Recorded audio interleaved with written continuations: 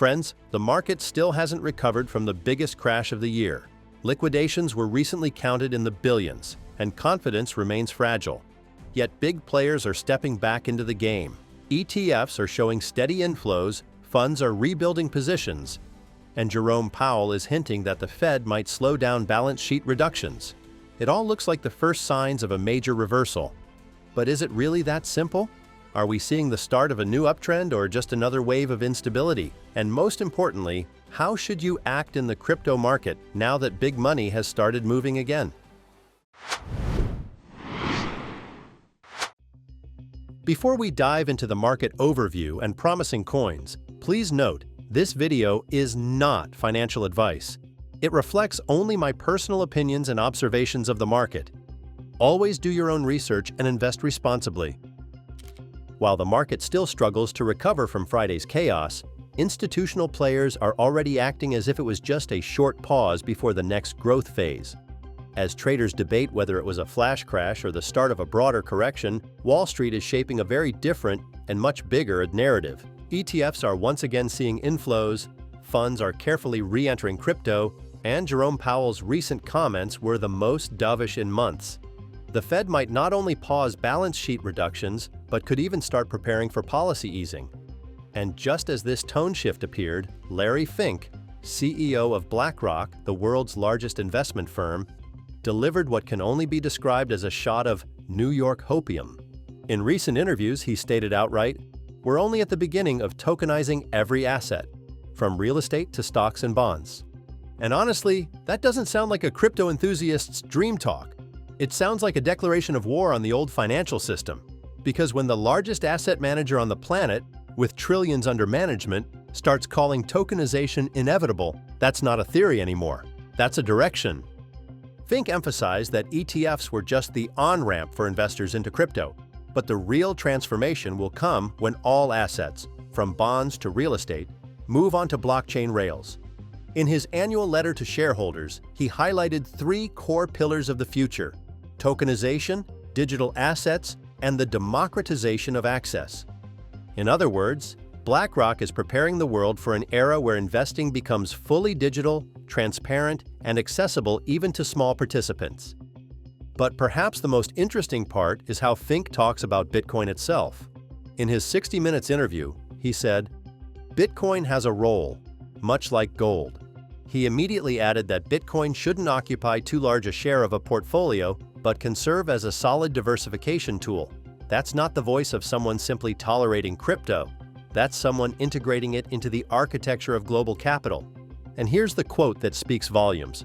"I don't think the future of crypto depends on regulation. It depends on liquidity and transparency." That's a fundamentally different stance. While most markets are nervous about new SEC crackdowns, BlackRock is betting that liquidity and trust will naturally make crypto part of the mainstream financial system. Yes, today Bitcoin looks weaker than gold or the S&P 500, but the narrative is shifting. If BlackRock, the biggest ETF holder and one of the main architects of global finance, sees crypto not as speculation but as infrastructure, that's a signal not for tomorrow, but for the next decade. Even though the market still feels shaky and prices swing by double digits, behind the scenes, in the boardrooms of Wall Street, a new financial order is being written. One where tokenization becomes the norm and Bitcoin becomes part of the global portfolio. So while most of us are watching charts, trying to guess where the bottom is, Larry Fink might already be seeing the top. And if he's right, this market hasn't even started its real bull run yet. What do you think?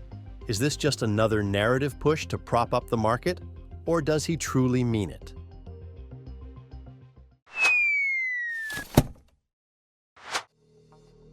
After the record crash, the market is slowly coming back to life. Analysts at CoinDesk are calling it the start of the Q4 rebound, and indeed, after losing $500 billion in market capitalization, crypto is showing the first signs of stabilization. But it's too early for full-on hopium. Reuters warns that a new round of trade tensions between the US and China is once again creating pressure, erasing part of the recent gains.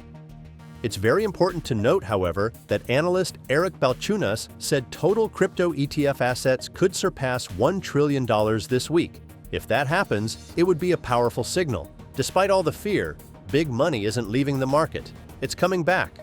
What do you think? Can we really see those numbers before the weekends? Now, let's look at the charts. Bitcoin is currently trading around $111,000. Many experts say it has recovered from the crash, but still sits about 10% below its all-time high. RSI shows a weak upward momentum, and a triple top pattern might suggest short-term cooling.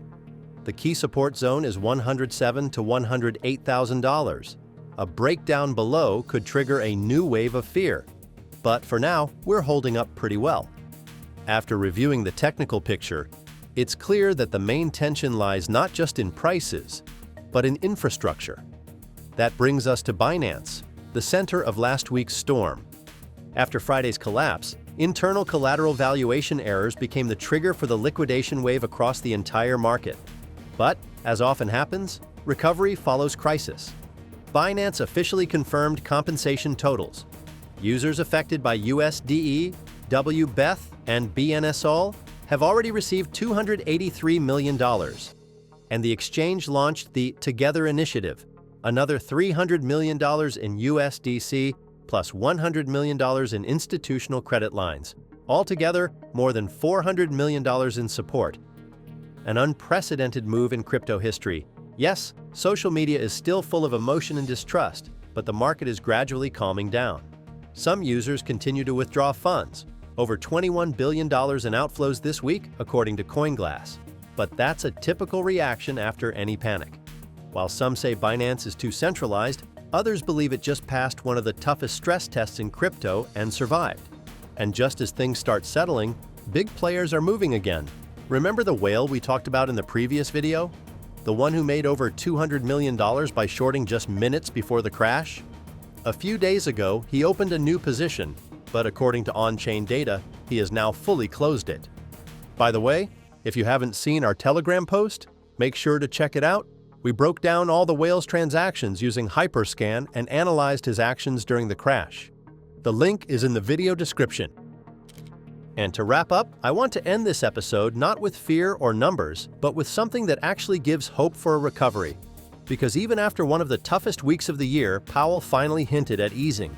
In his latest speech, the Fed chair suggested the QT balance sheet reduction cycle is nearing its end. And that's not just a technical note. It's usually the first step toward new liquidity rounds, which means more capital flowing into risk assets.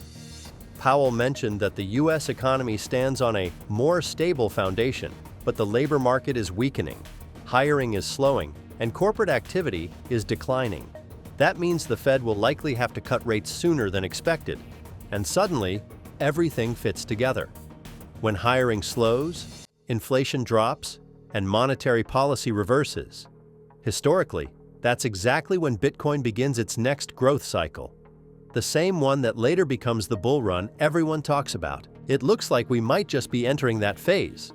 The one where the market starts breathing again. So, friends, stay strong. And as always, remember, this is just my opinion, not financial advice. Do your own research before investing. Thanks for watching. Make sure to like, subscribe, and stay tuned for the next market breakdown.